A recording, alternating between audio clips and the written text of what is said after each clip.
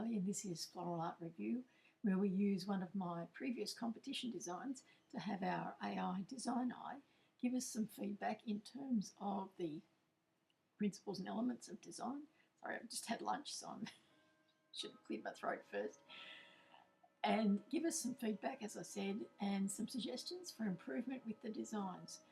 You can, of course, submit any of your own designs and have them reviewed, and the way to do that is in the description below this video. This week we're looking at a contemporary design.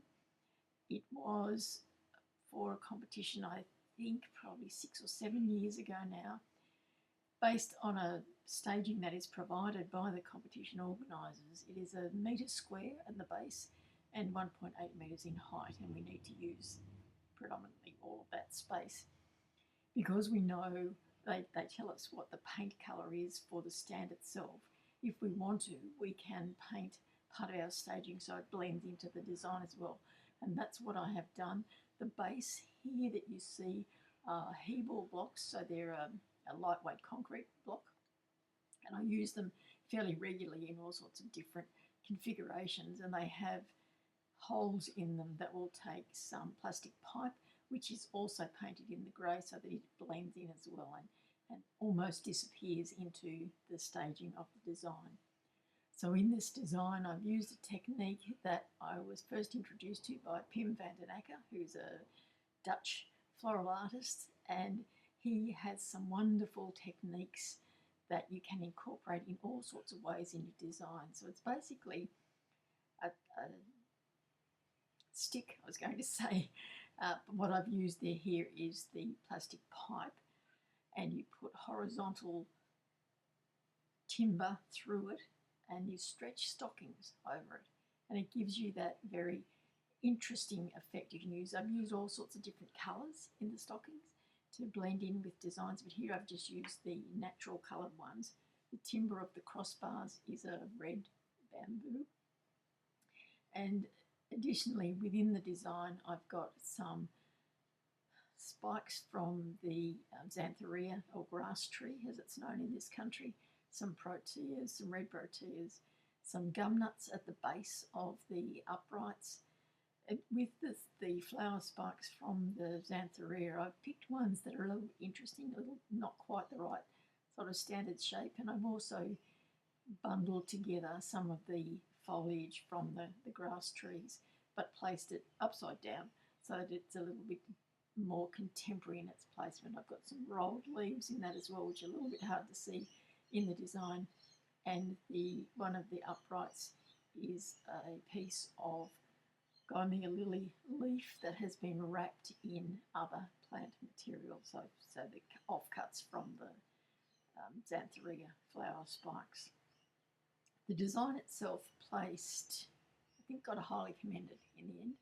I don't think it got a placing, but it was one of those competitions where there was no first place and nothing was quite the standard they wanted. As I look at it now, I can see some things that I would do differently, but let's see what AI has got to say about this design.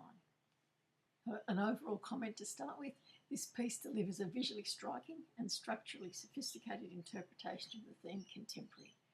It makes smart use of the full vertical space, emphasises line and minimalism, and incorporates a mix of natural and constructed elements to create a clean architectural composition. And that's very much what I was hoping for. I wanted it to be minimalist.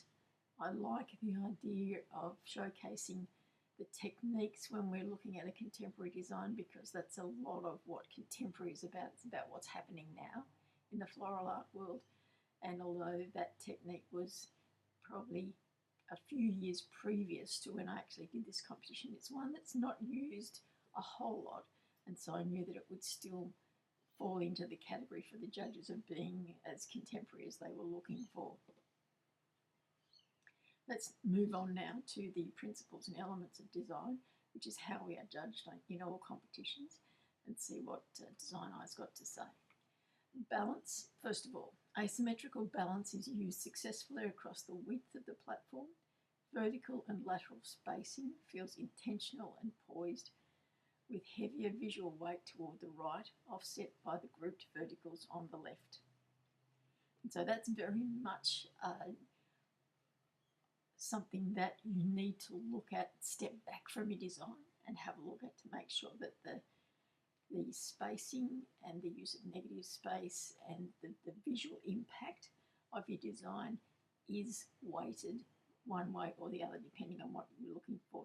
With this one, I wanted it to be probably more evenly spaced, but I understand that it is visually heavier on on one side to the other, and I perhaps could have varied the heights a little bit to help with that visual balance that is not quite there in this design. The visual flow between the proteas and the grass creates lightness that prevents the tall materials from feeling top heavy. I think also what it does is that visual flow, even though the grasses are pointing down rather than up, it's almost like a skirt, and so you travel up that and keep going up. So I'm happy with those placements of the grasses in this particular design. Proportion and scale. Excellent use of the allowed height, 1.8 metres. The design confidently reaches upward without feeling cramped, and that's, again, I wanted you to be able to move visually up the design. The protea flower size is in pleasing proportion to the vertical bamboo-like structures and the geometric sails. The tiered base gives elevation and allows tiered positioning of floral elements, enhancing overall scale clarity. That, once again, was to help me with the size of the plant material that I could get and travel with. So I think that I've effectively used that spacing. As I said earlier, I think I could have adjusted the heights a little bit more. I would like to see a little bit more variety in the heights. There's nothing that really comes down low enough in that central section. I would like something, maybe it comes more towards having a better focal area in the design. But we won't jump ahead and we'll see what else the DesignEye's got to say. Rhythm and movement. The use of repeating linear forms and diagonals, grass, sinews, sails, so that's talking about the stockings, creates a rhythm that draws the eye upward and around. The design conveys movement from the grounded elements to the airy top through gradually diminishing density.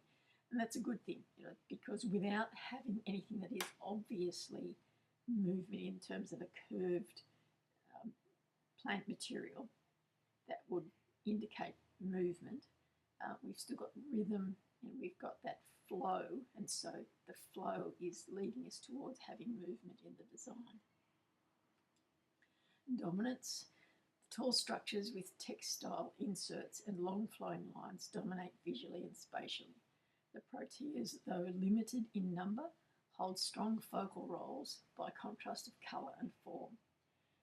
More visual emphasis could be placed on one particular area or a feature to avoid everything being similarly weighted. That's very true. I think that's the glaring omission that I see in this design, is that there is no real focal area, nothing that you're drawn to particularly. Yes, the proteas stand out, but they're spotty in their placements. So you go from one to the next, rather than a flow through those proteas and that colour. So I'd have to think about massing them, grouping them, or bringing some other area of focal interest into the design. So that was the dominant area of the design. Unity and harmony. Strong unity in colour, natural tones, brown, greens and soft reds. Materials, both botanical and structural, are harmonious and consistent with a contemporary aesthetic. The geometric components add conceptual unity through repetition and shared proportions. So it's a little bit, to me, that's a little bit contradictory. A strong unity in colour. I still think that the red proteas stand out too much, so I don't see them as a unifying part of the design, although it said soft reds. To me in the image they're very hard reds, because that's where my eye is drawn to. The rest of it, in terms of the harmonious nature of the materials that I've used, because I've done that repetition of the vertical line with just some elements that break up the very rigidity of the vertical line, there is harmony within those placements. Line. The dominant vertical lines are the design's primary strength, clear, varied and well spaced.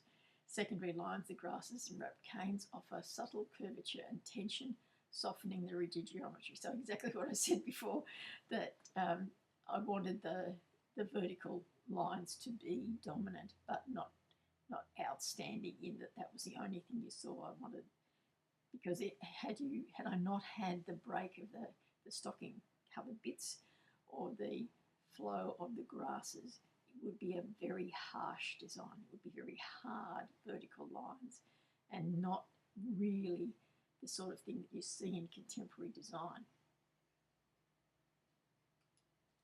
Colour. A limited neutral palette with natural accents, green foliage, soft red proteas and warm brown, maintains cohesion and elegance.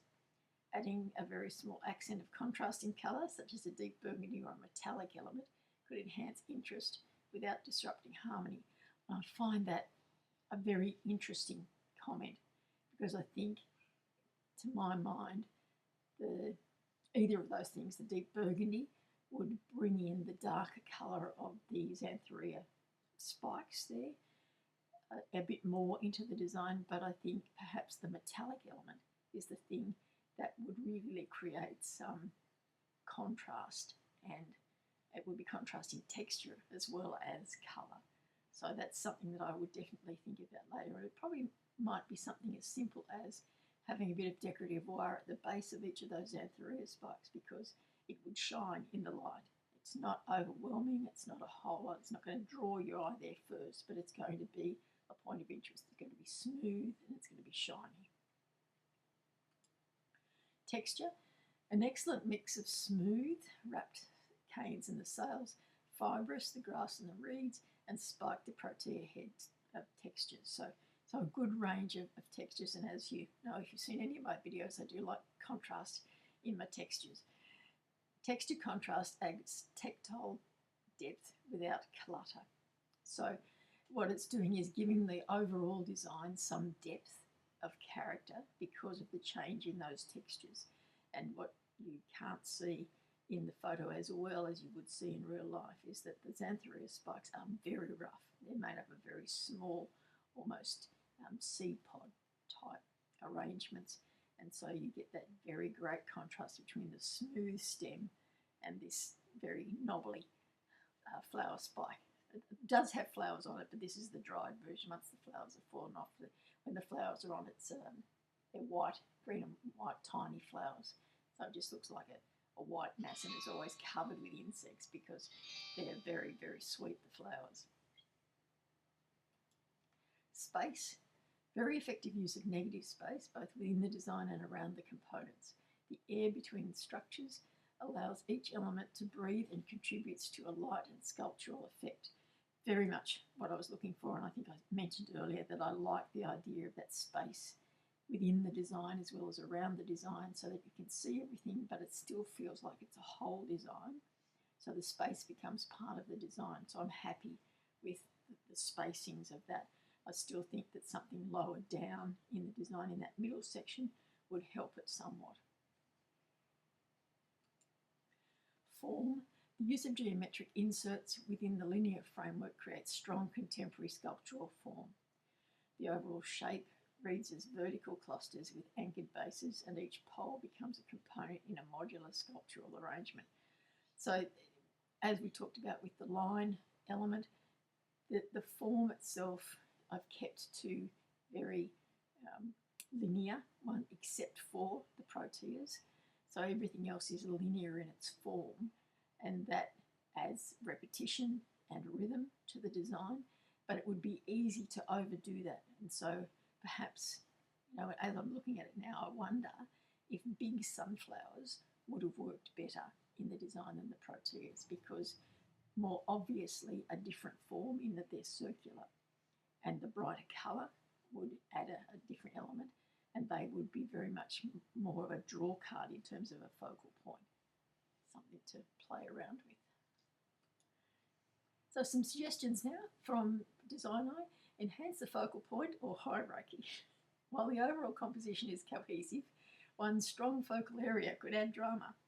Consider slightly enlarging the central protea, altering its height, or adding a unique accent form to differentiate it. All of the things that I've talked about all the way through, so I'm glad I'm thinking on the right lines in terms of the review of this design. And what it does when I have an independent analysis of my design is that it reinforces that I'm thinking well in terms of my review, and I should be thinking continuously about designs, going back over old designs, looking at them and saying, well, after all these years, it doesn't look right. I've learnt some things since then. I need to swap it up and change it around and make it better. Elevate the contemporary edge with contrast. Introduce a small, unexpected or unconventional material, a metal ring, black thread, wire, or a bold colour accent to sharpen the contemporary impression and provide surprise. And I think that the metallic suggestion that we had earlier would be the thing that I would try. I would also try, the more I think about it, I would also try the sunflowers in it rather than the proteas. Refine line control in the grass placement. The cascading grasses are generally elegant, but a few strands disrupt the controlled form. Consider shaping or trimming for more precision in flow and direction. I think it's talking about towards the back of the design, there's one section of the grass that is a little bit scattered in its placement, and that's just a matter of me being more disciplined about putting that bundle together. I think that I probably was getting tired by the end of putting this together, and so I've done it too quickly and not stepped back and done the review. Everything you do in a floral art design has got to be perfect, because sometimes there's only minuscule amount of difference between your design and the next design, and anything that the judges can find that differentiates designs will help them make their decision about placings or not placings. More dynamic base treatment. The grey platform and stairs are neutral, which works, but enhancing them with texture, for example pebbles, painted elements, graphic detail, could reinforce a high design finish and emphasise the contemporary theme. So I've got gum nuts down the bottom there, and they're probably too small to have down there. I do need something else that is around there, and perhaps a trail. The dried flower seed heads from the Xanthorrhea I could have done in a sort of a curving line across all of that grey platform. I do like the grey platform because I like the design to be floating within the space that it should be there, so not obviously a hard and heavy and dark base on it. I wanted it to be light and airy, so I would keep those grey bases there, but something other than the gum nuts in that bottom treatment would definitely help the design. So now just some final thoughts on this particular design. This is a well-composed, original and structurally confident interpretation of a contemporary floor-based design. It succeeds in scale, restraint and line, with minor refinements in focal hierarchy and base treatment. This design would fully meet high contemporary floral art standards while maintaining its sculptural elegance. I think that's very true. Everything that has been suggested all the way through are things that have triggered either other ideas from me or things that I've agreed with. So, as I say, if you would like one of your designs analysed, just go to the website and follow the instructions there. You'll generally get it back within 24 hours. A human judge does look at it as well and make sure that it will make sense to you in your floral art journey and for your floral art education. I will leave it there for this week. Thanks for joining me. I'm Kim Bailey and this is Floral Art Review.